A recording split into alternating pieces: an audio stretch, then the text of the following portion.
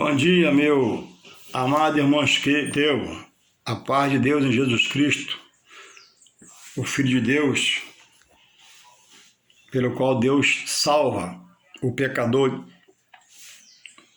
o convertendo ao cristianismo.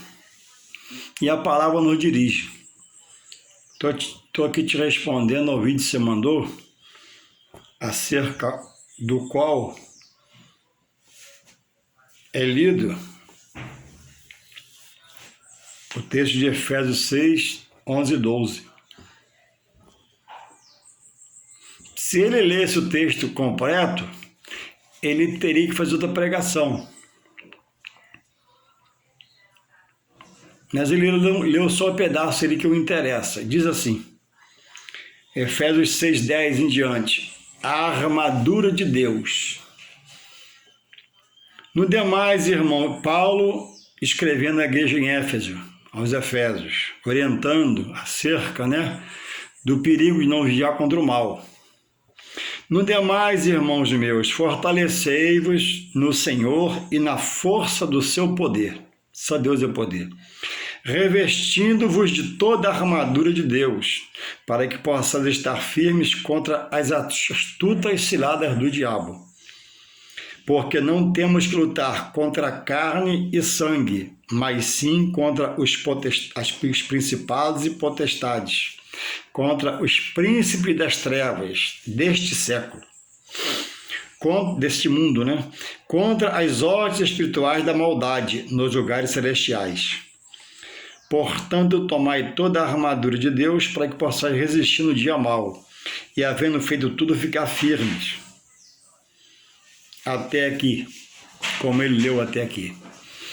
É verdade quando ele diz que há uma linguagem figurada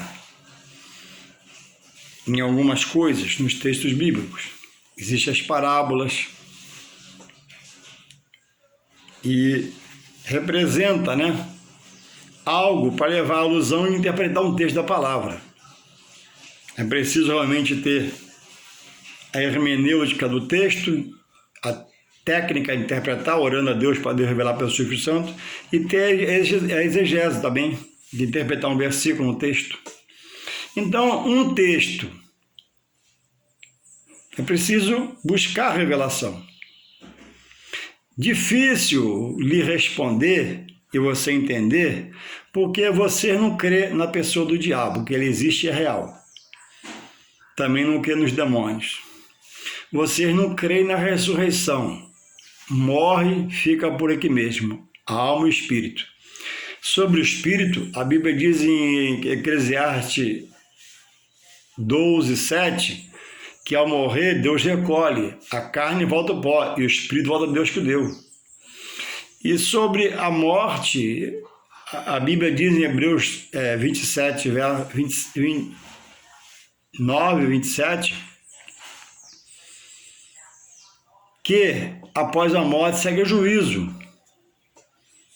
Então, você não crê também no arrebatamento dos fiéis e a ressurreição dos mortos. Então, fica difícil falar para você alguma coisa, porque você já foi persuadido até pelo mal a excluir a verdade do texto bíblico. Então, Paulo está trazendo uma explicação, em certo momento ele fala, nos demais, irmãos meus, fora o que você já aprendeu, fora o que a palavra já revelou pela minha pessoa, vocês como instrutor de vocês, como apóstolo de Jesus Cristo, fortalecei-vos no Senhor e na força do seu poder. Para quê? Não deixar ser persuadido, enganado pelo espírito de engano. Espírito que você não crê, aí fica difícil você entender. E ele continua no 11, 6, 11. Se revestir de toda a armadura de Deus. O que eu posso colocar aqui para você nele como armadura de Deus? Como ele diz, realmente, Deus não tem armadura, porque não precisa. Aqui, quem lê, que entenda. A armadura de Deus é se agarrar à palavra, se agarrar em cultuar e reconhecer a igreja, honrar o homem de Deus que está na frente como pastor, se separar jejuando, se consagrando, para que não vivamos aqui na terra na carne, pecando contra a palavra, nem pela terra, que é manchada por coisas inocentes, mas viver em Deus separado, porque a nossa pátria não é aqui, estamos de passagem aqui, nossa pátria é nos céus. Mas isso é para quem crê no arrebatamento, primeiro em aceitar Jesus, depois morrer para o mundo, depois morrer fisicamente, crê que vai ressuscitar e vai ser um dia ressuscitado e arrebatado com ele.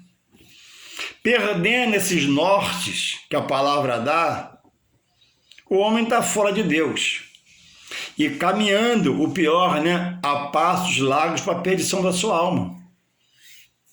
Porque se a Bíblia diz que Deus recolhe o espírito, que a alma vai ao juízo, e eu creio que ao morrer e ao ser sepultado, está ali junto naquele caixão ali, naquele cemitério, a minha alma e meu espírito, diz o apóstolo Paulo em 1 Coríntios 15, 19, se a minha esperança em Deus, por Jesus Cristo, não é isso que eu leio, e é a promessa dele, a Bíblia diz que essa pessoa é a mais miserável dos homens, porque teve a iluminação, teve no meio da luz e agora está em densas trevas, deixando de crer em coisas que Jesus ratifica.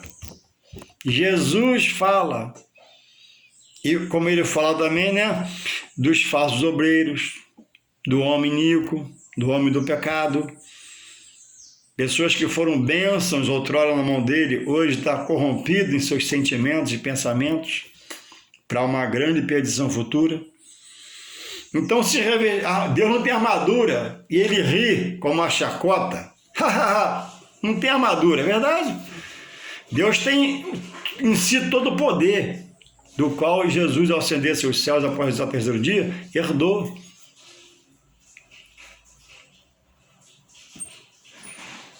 Então ele frisa essas coisas como verdade, persuadindo a muitos a mentira. Ele diz aqui, ó, a armadura de Deus, para que possais estar firmes, ó, firmado em Deus, na palavra que é a rocha eterna, por Jesus, contra o quê? As astutas ciladas de quem? Do inimigo do homem, da alma do homem. Que é quem? Aquele que lá em cima, um dia foi aferidor de medidas, era belo, formoso, e por querer ser igual ou maior que o Deus Todo-Poderoso, foi lançado para baixo. Hoje nem casa tem. Vive sob a atmosfera e estratosfera, presa à palavra de Deus. Trabalhando ardilosamente, sagazmente, em mentes como a minha e a sua, para poder persuadir, tirar a verdade. Porque Jesus fala sobre ele, se você não crê, é Jesus mesmo que fala em João 8,44, não é Paulo, não, é Jesus. Ele é o pai da mentira. E o que o pai da mentira, o agente da mentira faz? Faz mentira. Então, ele tem seus ardis, ele é sagaz, ele quer trazer complicações. E ele coloca no 12, porque não temos que lutar contra carne e sangue. Essa carne e sangue, que não é do animal. O animal tem outro curso de vida. A gente os abençoa, tratando bem, dando comida, arrumando a casinha para eles e deixando no lugar dele que é o animal. Aqui é contra o homem. Eu não tenho que lutar contra a minha esposa, contra meu filho, contra meu vizinho, contra o homem possuído pelo espírito mau. Mas o que está nele é príncipe das trevas, demônios que oprimem, que entra e a gente vê por aí um homem fazendo ruaças, matando família, se jogando de prédio, porque a mente foi perdida pelo príncipe das trevas. Olha a sua vida, olha seu salário, olha a sua profissão, olha você, olha seu casamento, minando. Por isso, aí vem o apóstolo Paulo em Tiago 4,7, sujeitai-vos a Deus, que é forte e poderoso, você é fraco em si mesmo, para resistir ao mal. Para ele vem em você uma resistência dada por Deus, pelo Espírito Santo, para ele fugir de vós. Sem sujeitar-se a Deus, o homem É um canal aberto para o inimigo agir na sua mente, coração, sentimento, pensamento. Aí você crê que ele não existe, Paulo ratifica ele, Jesus fala dele, Deus fala dele, aí fica difícil você entender o que eu falo. Essa palavra fica em inglês para você, e você não sabe inglês, né?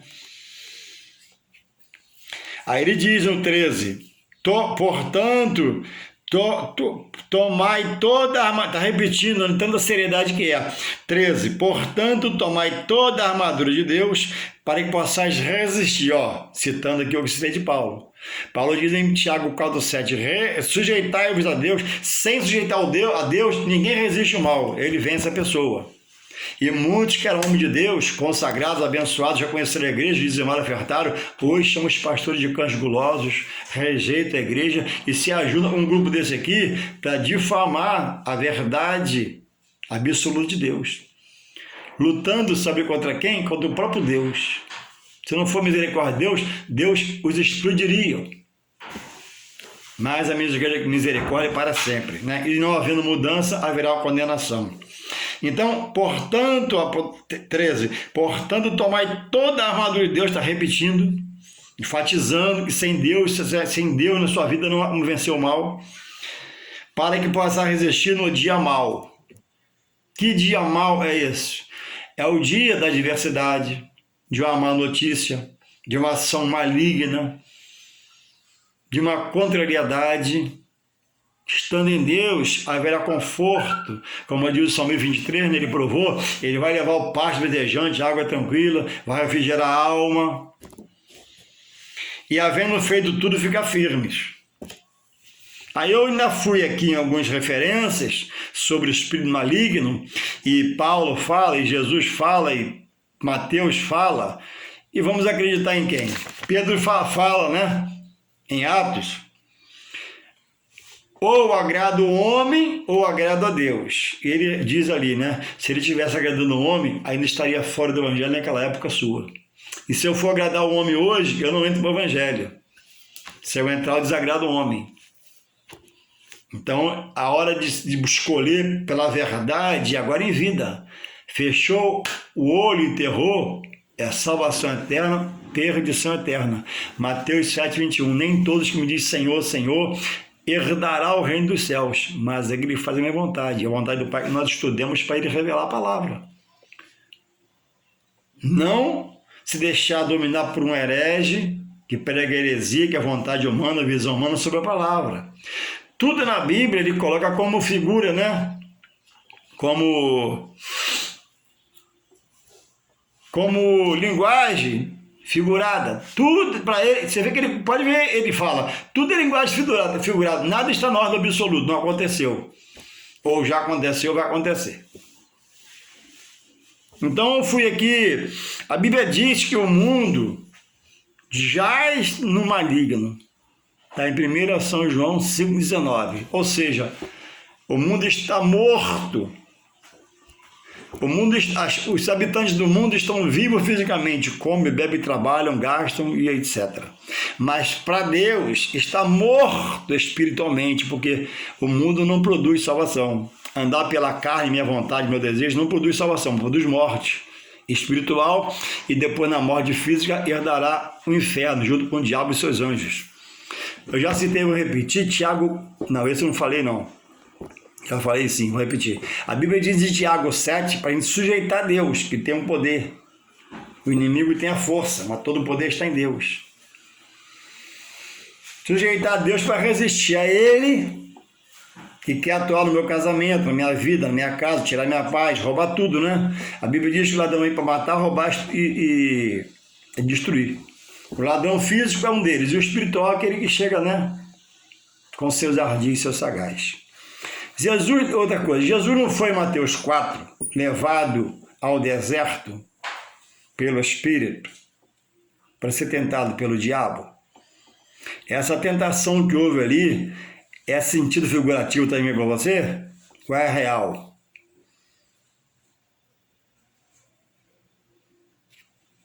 Pensa e reflita. Pedro não diz no seu livro, vê lá, eu estou falando o versículo para você ver, em 5:8, que para nós termos cuidado, que o diabo anda ao derredor, porque ao redor está o anjo, quem está em Deus.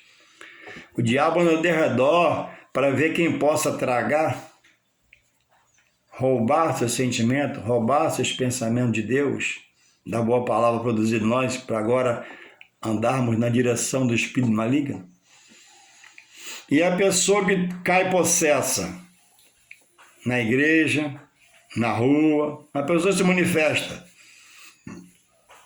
Não é aquilo um espírito maligno? Não é a ação do demônio, anjo do diabo? Ou é o quê? O que é? Não existe manifestação demoníaca? Ah, mas os pastores inventam. É verdade, tem pastor que inventa no altar para fazer um chacrinha, tudo bem. Mas e quantas você viu na igreja, quando você congregava? Tudo foi mentira? Não eram reais as manifestações do diabo na vida de alguém, fazendo ela babar, andar como uma cobra, querer quebrar o banco, fazer bagunça na igreja, que não é demônio, que não é diabo? Aquilo é o Espírito Santo por acaso? Para nós refletirmos.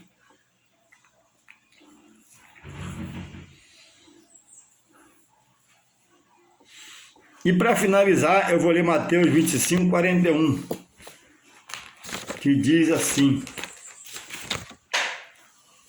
tentando te ajudar de alguma forma para arrancar você desse caminho de morte no qual você se encontra espiritual. 25, 41 fala assim, ó.